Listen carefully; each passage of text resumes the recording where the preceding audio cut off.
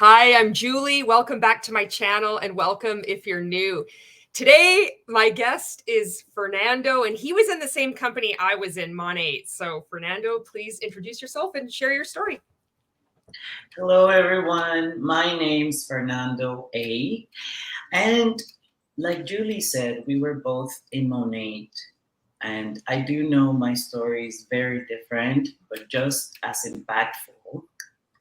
Um, and so after having joined Monat, quickly after that, I started learning about the anti-MLM community and started getting some recommendations on YouTube.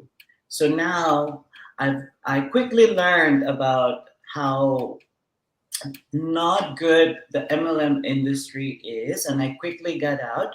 And now I also do try to spread awareness about MLMs and that the industry as a whole, and how it it's very much like a so like sometimes we say in the community like a commercial cult. So that's pretty much a little bit about myself, but of course I'll be sharing more in detail my story here with Julie from beginning to end because it's pretty interesting. And so yeah, okay, let me start from the beginning. This happened back in 2020.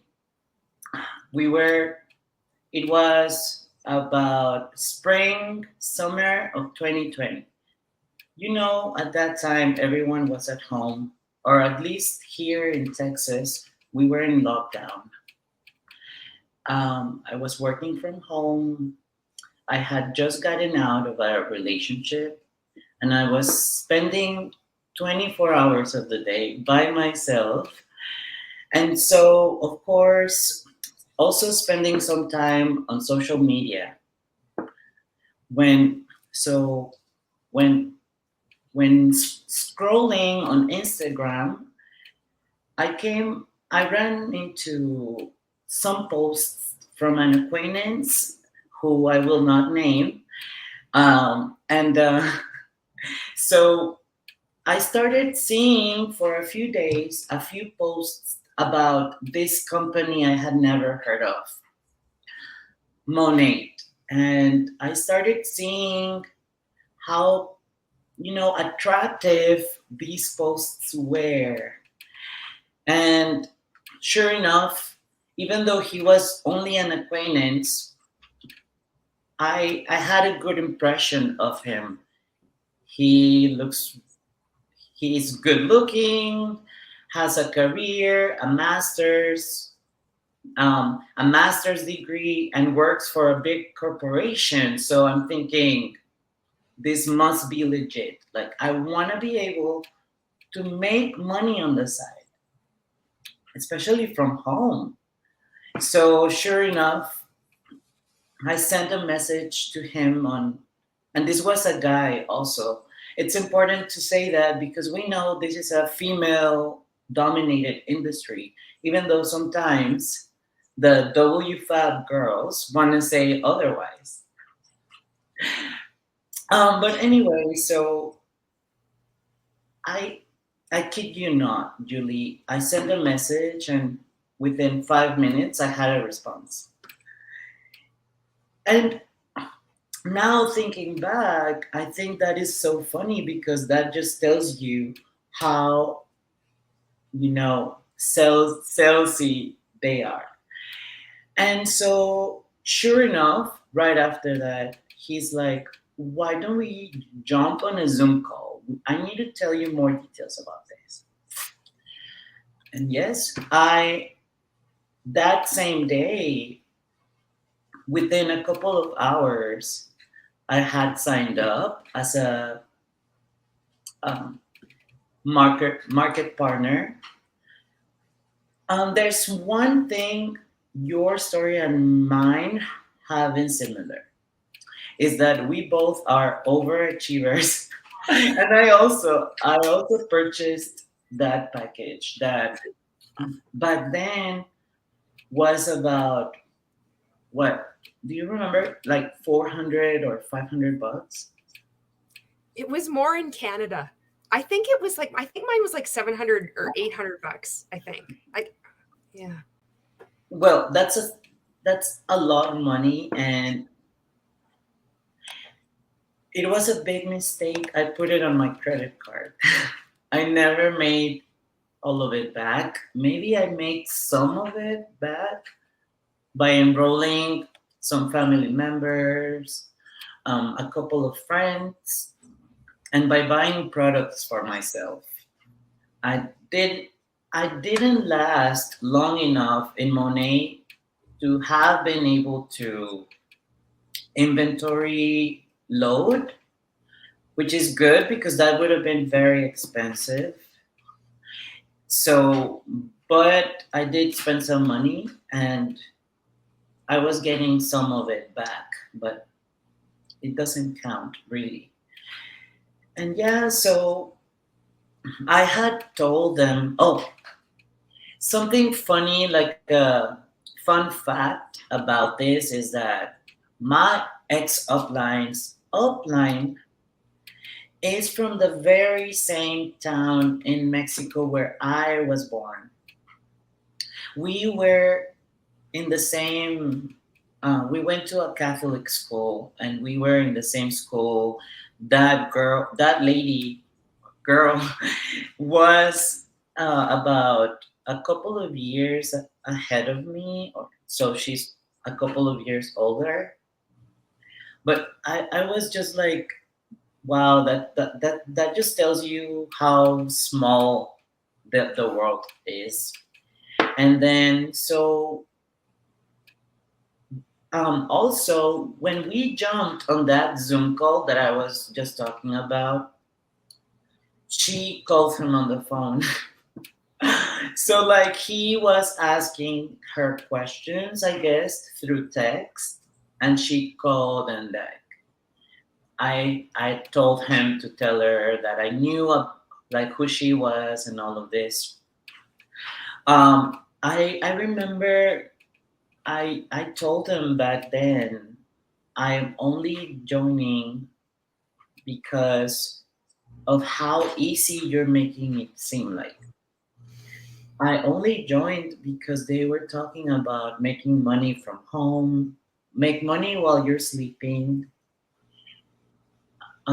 just things like that coming from people that seem trustworthy. I got completely sucked in. Luckily, I got out. I didn't really go to any events, but when I stopped doing Monet, I remembered um, they completely removed me from all the chats, and they I just stopped hearing from them. And of course, they you know how it goes where they completely cut you off and you just get completely ghosted. So the social media interactions, the love, what do you call it? Love bomb. The love bombing just completely stopped when I decided I didn't want to promote it anymore.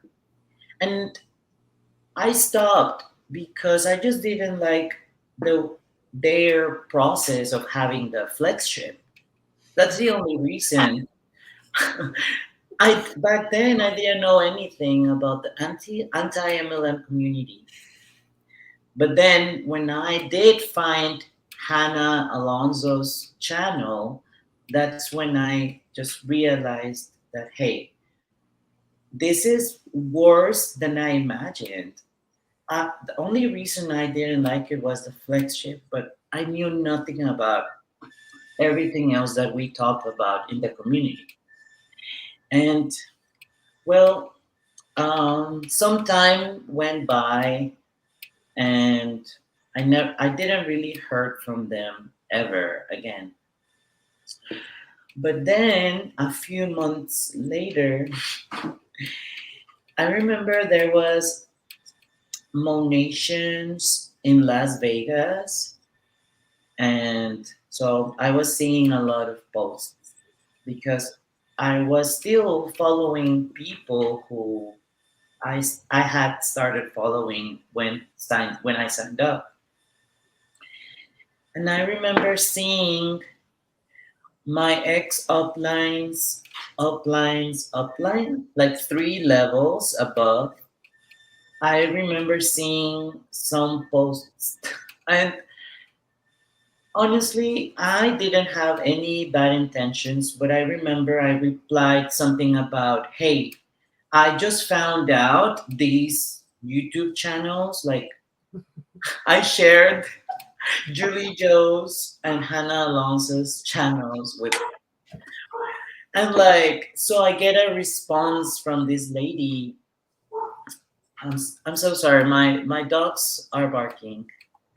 M- Maybe my partner just got home. Let me check. I can't see. Anyway. So, and then she replied, and she's like, well, I am a lawyer. I have worked with the FTC, all these things. And so then a few hours went by, and I don't even remember if I replied to her because there wasn't a point. It wouldn't have been a conversation. You know how most people in MLMs only, what's the term I'm looking for? It's like information control, isn't it? Yeah. And so I knew there wasn't any having a conversation. Like I knew it was not gonna be a dialogue, and they just completely shut you down when you say something that goes against their what they have been indoctrined into. And so I stopped replying, and we left it at that. But then a few hours later, I did get a message from my ex upline going off on me about how you don't know who you're talking to. Who do you think you are? You were always mediocre and you will always be mediocre. So I was just like, I am so sorry, but that was a public post. I I have all the right to comment. I wasn't using foul language or anything offensive. I was so naive thinking that you could give feedback to somebody in an MLM and they'll be like, "Oh, let me think about it." But no, they won't. And so that happened. I got that message, and I think I replied something along the lines of, "Oh, because in his message to me he said, I hope we don't run into each other because something like that." And I was like, okay, yeah, I hope we don't because that will be very awkward. And after that, I think he quickly realized he had done wrong by saying that it was so fast. I had just ended reading the message when he deleted the conversation and blocked me. So I wasn't able to screenshot that. Otherwise, I think I would share without disclosing their name or anything. I think I would have shared it in one of my videos or something. But then after that, I think that was the end. I still see they have been posting on Instagram. They still haven't gotten out. And yes, he also made it to the rank where you get the Cadillac. I believe Okay. it's market mentor. and he never got the Cadillac. I think he's one of those that's smart to know not to get into it, but is still trying to recruit people because I've seen it on online. And that's pretty much the end of my story. But when I found the MLM community, the anti MLM community, that's when I really felt a passion for not only consuming content, but also I wanted to share with people and just spread awareness because I even have a family member that's been in several, at least three different MLMs, and it's really uncomfortable not being able to or not knowing how to have a relationship with them.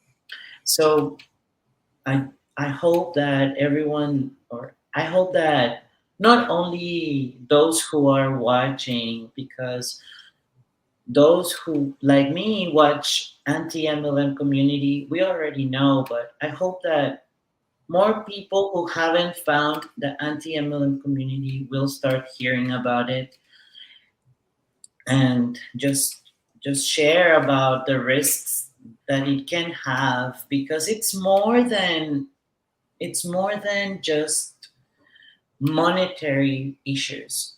It's more than just money. They really can brainwash you into believing certain things, and there's a lot of negative stuff like faith manipulation. Um, um, I've learned a lot with finding the anti MLM community, that I can see how impactful the MLM industry in a negative way is. I would like to say that you are magnificent and not mediocre. I'm going on the record for there. That's what really stood out to me was when you're mentioning about the being recruited right off the bat, being attracted to the income opportunity.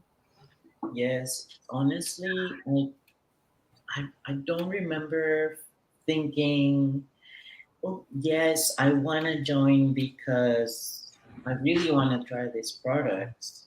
That would have been just like a plus, but I'm not that type of person that will spend a lot of time in my, I guess, using a lot of products. I really don't. I just like use a face wash and just something very generic.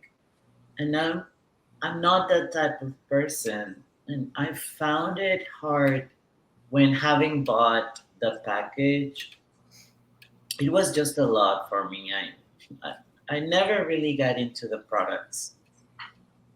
How was it sold to you? Like why did you purchase the overachiever pack? That's a great question, because all I remember would be them saying that with more product, I would be able to be a product of the product. And honestly, back then, I thought it was possible. I was like, yes, I got this. I will also be making money like them.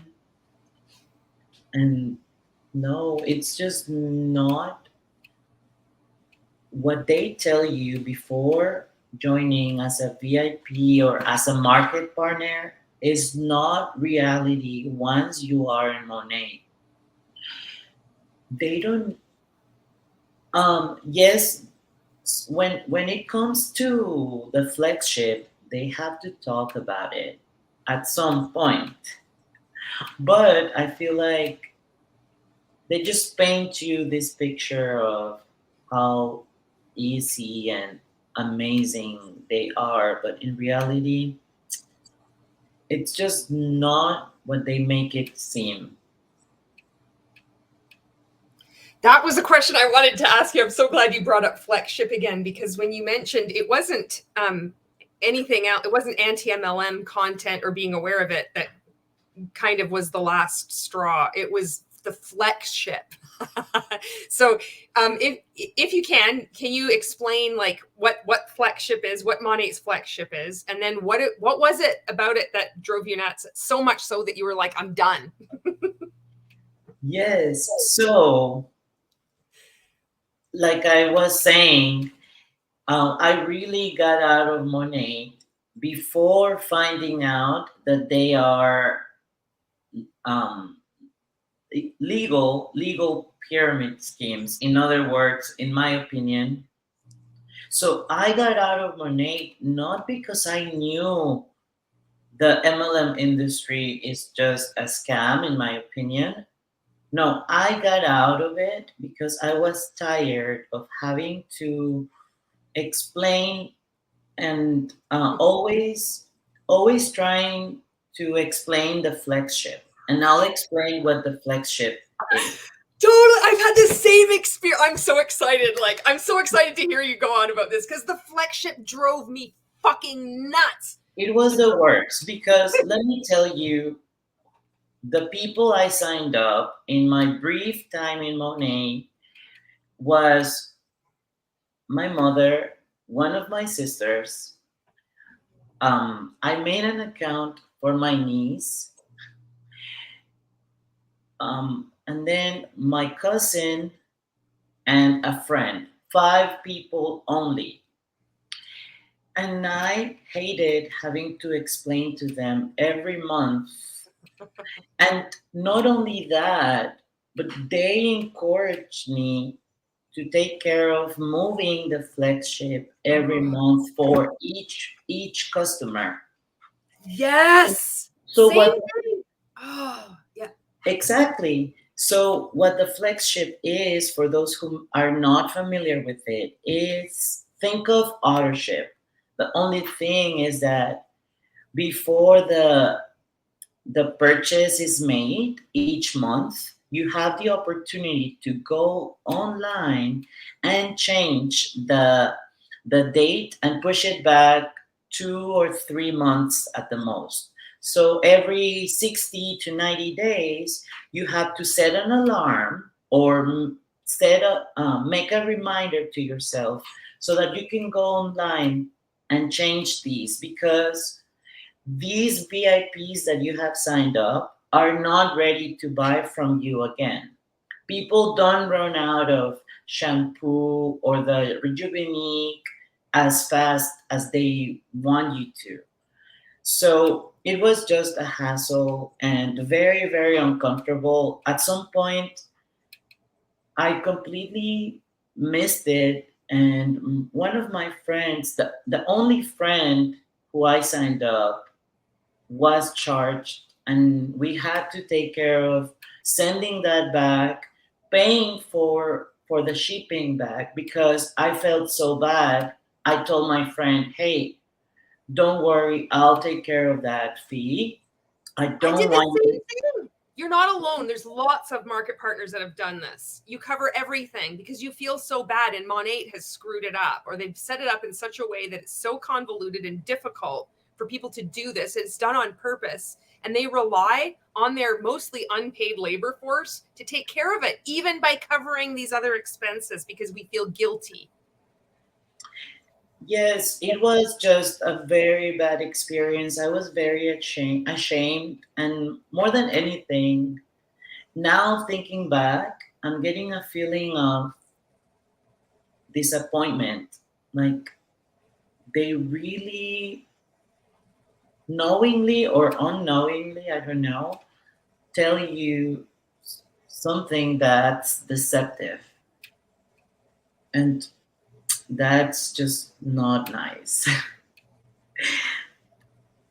But yeah, that was what did it for me.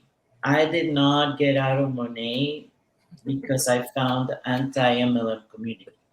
I found the anti-MLM community after having left Monet. And then everything I was thinking was just confirmed. And then I started consuming content 24/7. I could not, and to this day, I still consume a lot of anti-MLM content. So it's kind of like I'm enjoying getting into the community and being active because it doesn't feel like a task. I'm just enjoying it, and I think it. I encourage everyone that's thinking about speaking up and speaking out to do it. Don't let it don't don't put it behind too long because I took so long. But then once I started, I realized I should have started earlier. And yeah, I'm continuing to research more companies and talk about them because um, there's still a lot of MLM companies out there that I know nothing about. So surfing the web and researching has been such a nice hobby for me, and I love sharing that with people. And you have a YouTube channel. Yes, I just recently started. It just started recently, about a few months ago, maybe 3 or 4. So I'm getting there. I'm learning. I'm learning how to edit. I'm finding more time in my schedule to create more and more content. But I'm happy to just be doing it for whoever wants to listen. I'm just having fun, honestly. Your voice is so important, and it's really cool that you can have fun. It's like you're creating and you're expressing yourself, and you're also helping others with warning, with your story, with your education, and it is fun to create, and it's outside of this whole MLM thing. Yes, and honestly, I feel like it's more than making videos. I've had such a good experience. I've learned some things about myself, and it's just very, very positive. Oh, I love your channel. I do watch not every single one, but I You do don't have watch. to. I don't expect anyone to. No, but I would. Yeah. I love watching your videos, and I think what you share is some very, very important information because you were in Monet, rank makers. So I feel like the impact those years, or I can only imagine how touched that left you, like how that left a mark in you. But now you turned around and look at you. You're doing amazing. I'm living my best life now. No, I was gonna say I was watching one of your videos when I think you were reacting to Tony, the number one income earner at Monet. Remember? Yep. She was the first market partner enrolled with Monat, Tony Van Schoik. Yeah. Tony Van Schoik, who is like this with Stuart, Ray, all of them. And honestly, I don't know how I feel about the Urdaneta family. Um, but we'll leave it at that. And well, going back to Tony Van Schoik, I loved when she was just talking about dicking around, and you were like, "Come on, Tony, say it. Don't be fucking around." Like, I was laughing so hard, and I admire that. I think it's not easy. to just be like that. How long were you in Monat for? I was only in Monat for about let me count. So March, April, May, June, about 3 to 4 months. You got out so early. I'm so jealous. Good for you. Good for you. Yes. Well done. Another indicator of the magnificence that you are, and absolutely not the mediocrity. I just want to emphasize that again. Yeah, that was a low blow, but Yeah. um Yeah. you just now then you learn that sometimes people aren't what they seem. Yeah. And I hope he gets out. I hope he gets out. I hope he wakes up. I think it's like that indication that he unsent that message so quickly, but that's kind of like that same behavior that we see, in multi-level marketing. I hope do that hope he realizes, so.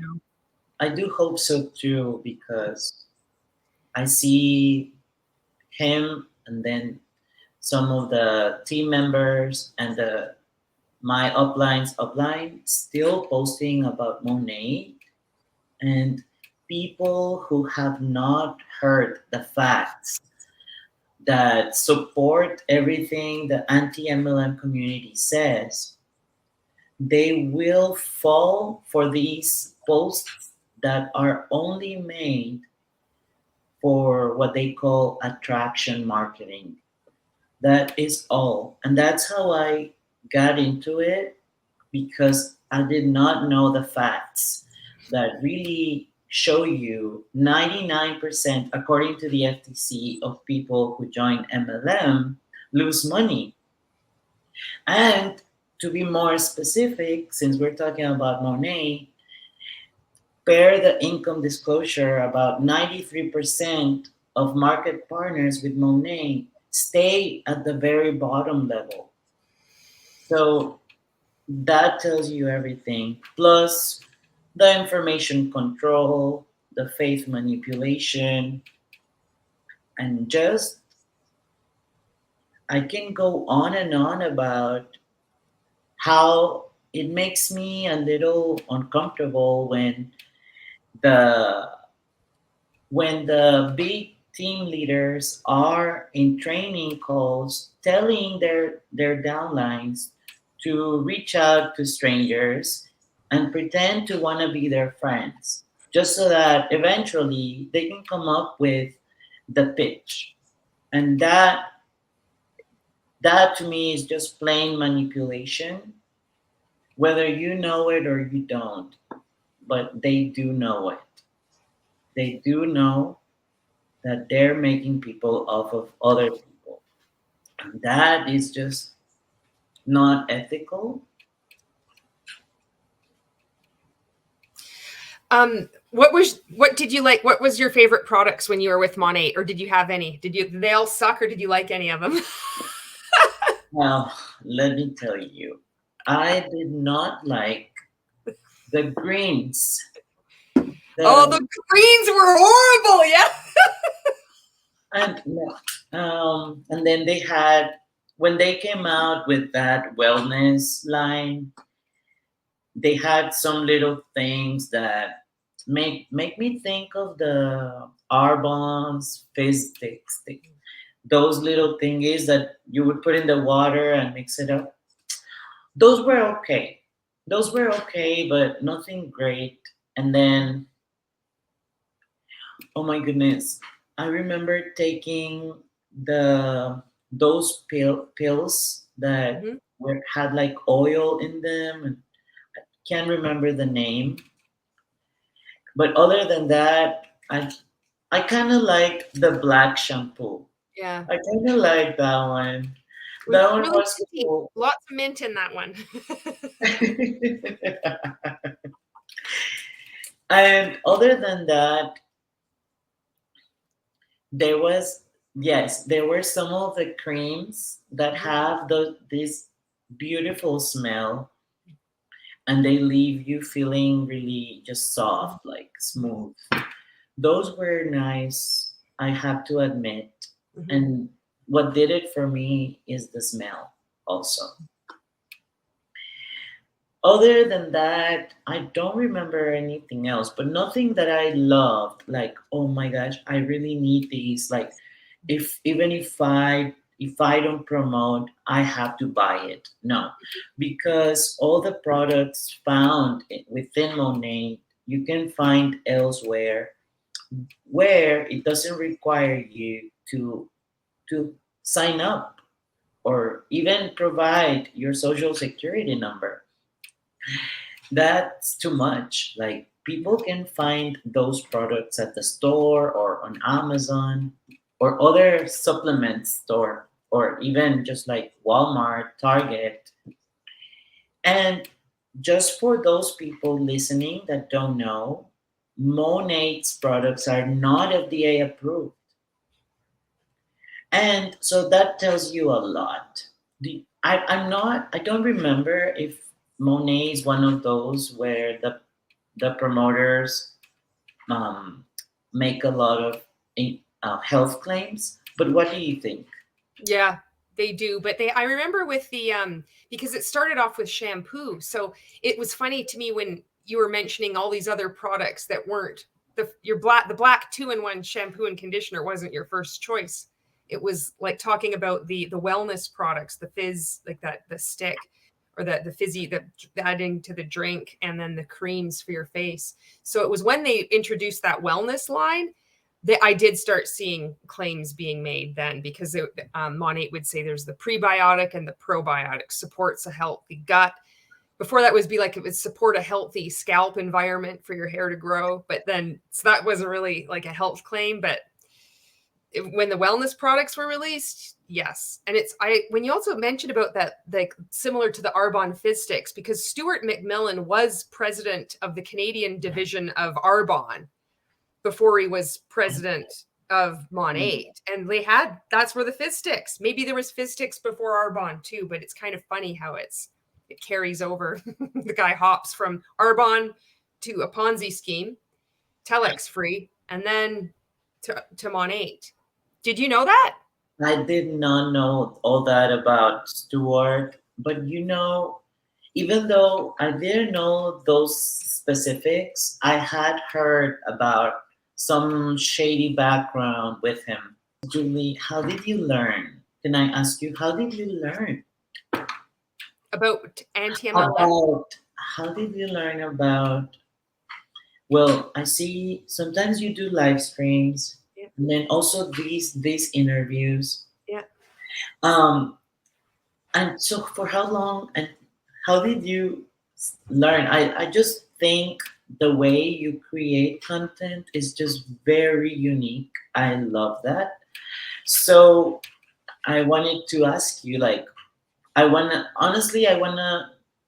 learn as many things as you know, like, and I know I'll get there sometime.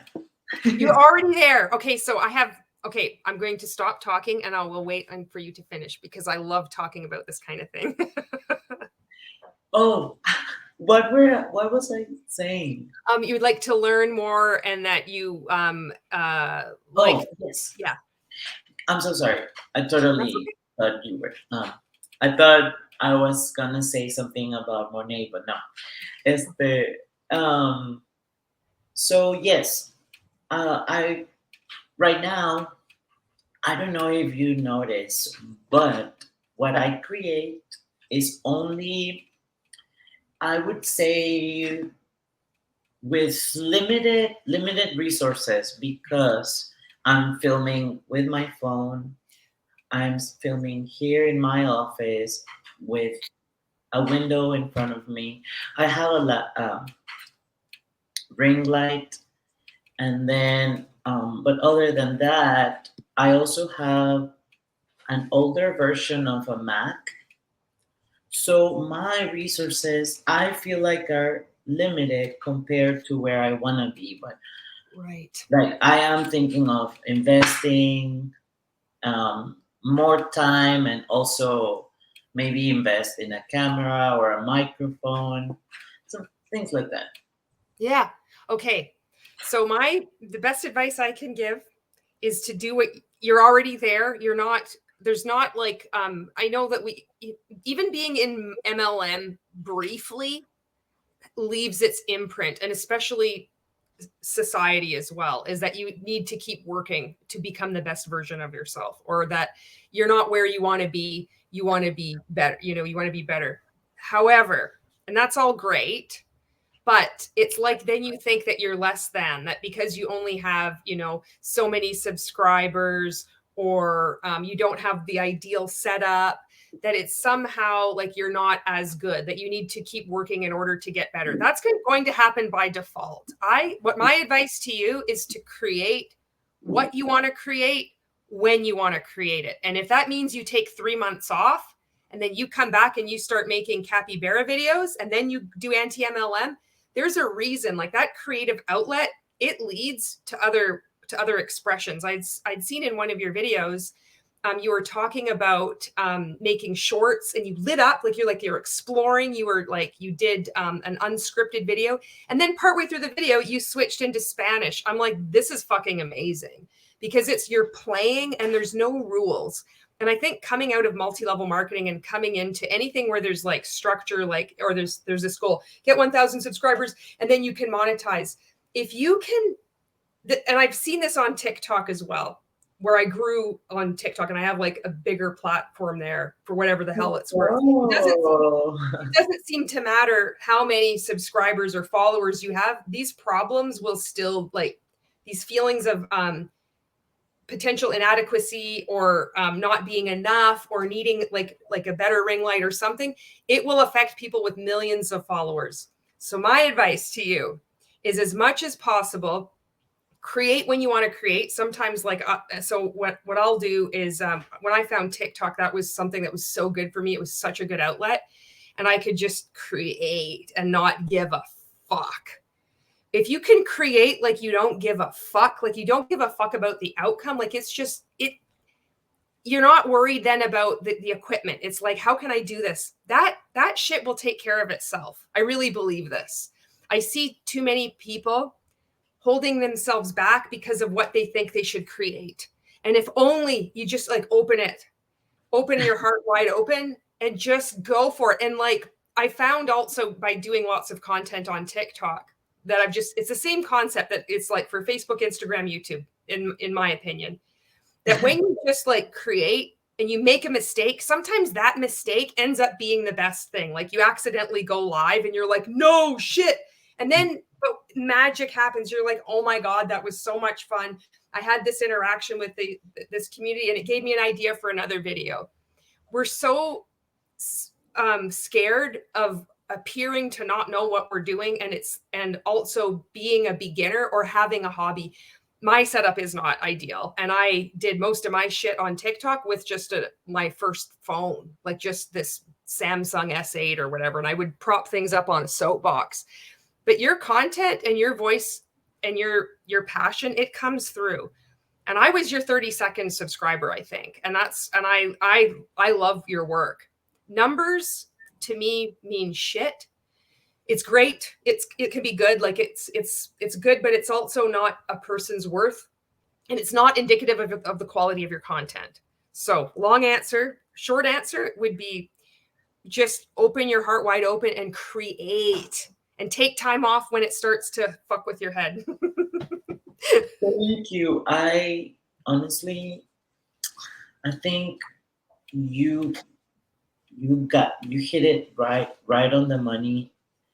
I don't know if I already, like, I feel like I agree with what you said, and I just need to trust that. Like, I have thought about just not giving a fuck what people will think, but then sometimes I still do think. Yeah. Yes. Or I am careful with what I say, what I don't say. Yeah. Just because I'm not used to it. But yeah.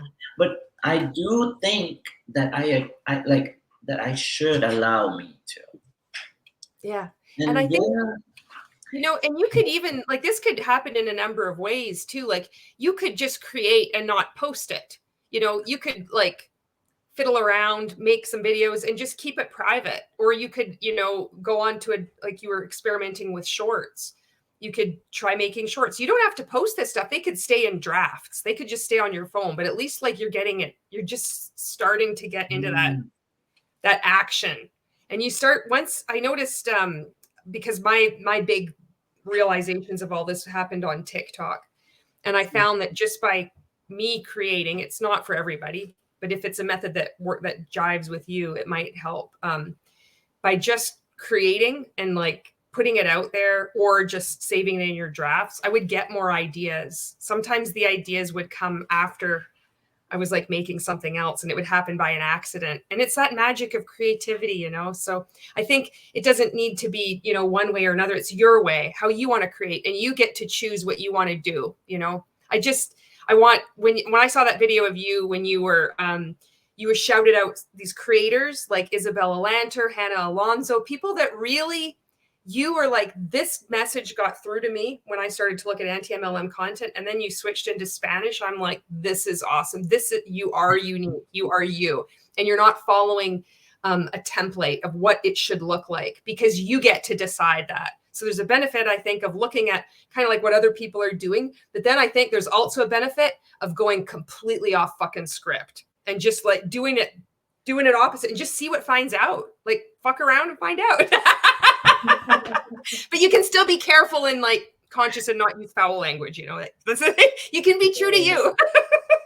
No, yes, I think I'm thinking about probably just begin somehow making Spanish for content for Spanish speaking people.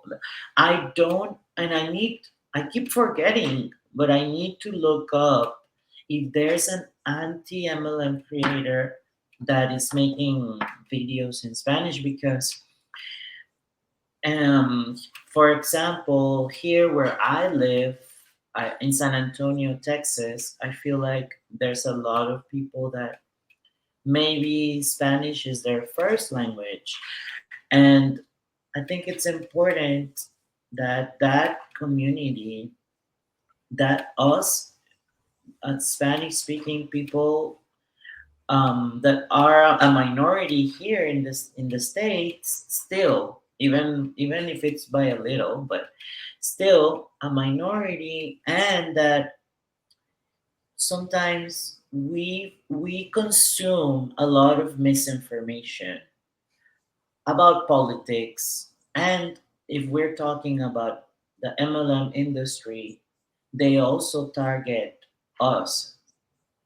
We are also a target because, well, for whatever reason, they just sometimes will find your weak point or will find something that will attract a specific group of people, and that's how they continue to scam, in my opinion, people. So I just Yes. There needs to be more people speaking more languages about anti-MLM. Absolutely. And especially Spanish. There's very few people, and it's like, yeah, your voice is needed if you want. And I always want to say too, because coming out of this, it can be intense. Just knowing what you've been a part of. It doesn't matter that you were, only a part of it for a few months. You were still part of it, and it was impactful enough that you are speaking out against it. That says a lot. That even a short time, it can just be like, no, I need to warn people about this. This is hurting people. I see people in my community getting like preyed upon because they don't speak English as their first language, and they're already, oh, I'll just believe this person. I'm trusting. So that's sad. Where in Canada are you? Alberta, southern Alberta. I'm pretty close to Montana, the border of Montana. Cool. Yeah. I've visited the French province Quebec. many years ago. Quebec. Quebec, and then so we arrived in Montreal, and then after maybe a weekend, then we went to Sherbrooke, Quebec, and I spent a summer over there with um, my school here, with the university I was going. Yeah, That's cool. but I just love Canada. Yeah. I love Canada. That's awesome. Do you have, I'd like to ask you this question. If you could go back in time and talk to yourself, to like warn yourself, what would you say against joining Monat? So if I could go back in time and talk to myself from out of joining Monet, I would be like, just be careful. You need to do more research. Do not just let them pressure you into giving in or and making a fast decision. And I would tell myself to look out for red flags and just be, if it's, be on alert that if it's too good to be true, it's probably not a good idea to join it. And just look for something else. There are many other options to make extra money or to make money, period. And Monet or any MLM industry is the answer. I would say that to anyone who is thinking about joining Monet or any MLM industry. Yeah. I think it just shows how awesome anti-MLM creators are, because it's helped you, it helped me, and it also helped me to start speaking out too. This is kind of like what I was part of. I thought I was part of a community of people lifting each other up, helping each other out, but with no strings on the outside of this. And it's really cool that there's been this chain reaction now that you can see. And now we're part of this, creating content in our unique ways. And there's room for every voice, however you choose to create content on whatever platform you want to. You're going to help somebody, you're going to reach somebody. Yes, I think that there's still a lot of work to do, but I feel like with everything that's been exposed about the MLM industry, I'm hopeful that one day they can be shut down, or just, if they're going to stay in business, there has to be more protective laws that will protect, you know, the consumers and the people who are doing volunteer marketing for these big corporations, because at the end of the day they are corporations where they also have 9 to 5 employees. So what do they think about that? Like, I wonder how it is to work in Monet corporate, the way that they're performing, and just the way they are, just how they are as an MLM company. And imagine if the MLM side of Monet can do all of these and make a lot of people lose money. Imagine how it would be working for them as a corporation. I don't think that's even a good. I don't know. They need to be investigated. Yeah. I just had this thought, and I should have thought of it earlier. What would you like to say in Spanish to Spanish-speaking community about Monat, multi-level marketing, whatever? This platform is yours right now. Go for it. Oh, thank you. So, yo le diría a toda la gente que habla español y que viven en los Estados Unidos o en cualquier país, que tengan mucho cuidado con las compañías de multinivel, porque les van a pintar una imagen muy distinta a lo que es la realidad.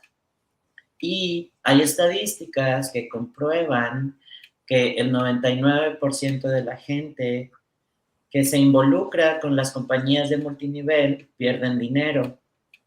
También tienen muchas otras tácticas de control, como el control de información y la manipulación de la fe. Entonces hay que tener mucho cuidado porque hay muchas cosas que se dicen que son mentira de estas compañías. Entonces, de una u otra forma, consciente o inconscientemente, estas compañías están engañando a la gente. Y al final del día, es un esquema piramidal. Las personas que están arriba de la pirámide ganan dinero de las personas que están abajo. Entonces, si una persona te recluta a ti y tú vendes algo, esa persona que te reclutó también va a ganar una comisión de lo que tú hayas vendido o de las personas que tú hayas reclutado. Entonces, es un tema muy, muy largo. Puedo hablar acerca de muchísimas cosas, pero así que con eso, ya. Hay que tener mucho cuidado. Eso sería todo. Y que busquen en el internet, hagan sus preguntas y escuchen los dos lados de la moneda. That would be all. All right. Gracias. Gracias, Julie. All right. You have any final words? This is it. Any final words? Everyone, go subscribe to Julie. She's awesome. Thank you, Julie, for having me here. It's been so nice speaking out with you and having this conversation. I really enjoyed being here. Thank you, and keep doing what you're doing, please. I wish you all the best with everything. I know that, and congratulations also. I know that you'll continue to do great things. Well, everybody, please go subscribe to Fernando. If you haven't checked out his channel, I'm going to link it below, and take a look at his content. His voice and perspective are unique, and they're very powerful too. All voices are powerful, but I think this is I really admire you, Fernando, and I really admire your content. I love your creativity, so I'm your fan, whether you want me or not.